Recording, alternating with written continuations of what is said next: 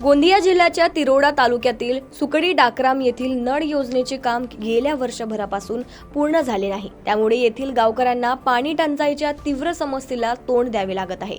सुकडी डाकराम येथे अनेक वर्षापासून गावकऱ्यांना पिण्याचे शुद्ध पाणी नळ योजनेच्या माध्यमातून मिळत होते, पण केंद्र सरकारच्या जल जीवन मिशन योजनेअंतर्गत हर घर जल ही योजनेअंतर्गत नळ योजना राबवण्यात आली। या अंतर्गत येथे नळ योजना मंजूर करण्यात आली।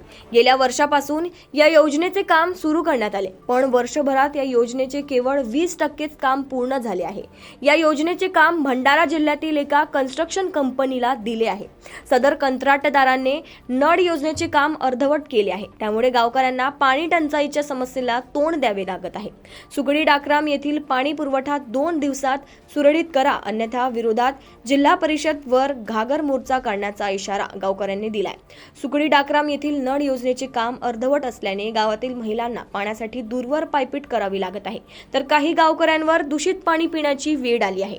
नळ योजनेच्या कामासाठी गावातील रस्ते खोदून ठेवल्याने गावकऱ्यांना त्रास सहन करावा लागतोय।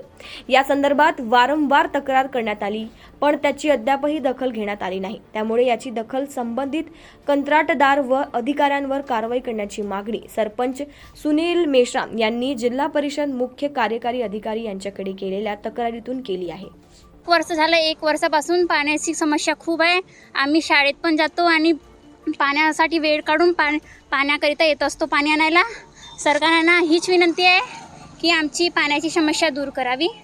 आम्ही घरातून 1 किलोमीटर दूर येतो, कोणी आमच्याकडे सायकल आहे तर बरं आहे, कुणी तर पायदळ येतात, कुणी चंबू घेऊन, असे खूप समस्या आहे।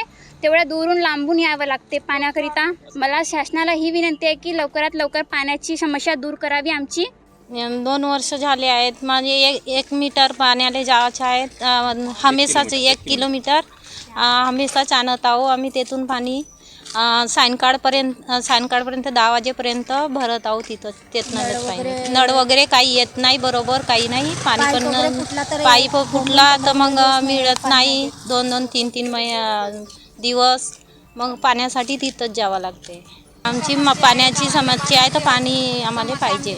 आम्ही डाकराम सुकडीला राहतून आम्हाला पाण्याची खूप अडचण आहे, म्हणजे 2-2, 3-3 दिवस पाणी नाही भेटे आम्हाला। आम्ही कधी म्हणजे कामं करतून दिवसभर, मग सायंकाळपर्यंत जातून तर कधी रातचे 10 वाजतात, कधी 9 वाजतात पाण्याले ना। मग आम्हाला पाणी नाही भेटला मग खाली घगरे धरून सारी मग वापस येतो। तर आम्हाला अशी विनंती करतो मी का आम्हाला पाण्याची समस्या आमची हे दूर करावे, का शासनाला अशी विनंती करतो का आम्ही पाण्याची आमची समस्या दूर करावे ना। आमची पाण्याची समस्या दूर नाही झाली तर आम्ही ग्रामपंचायतमध्ये येऊन सारी आंदोलन करू शकतो।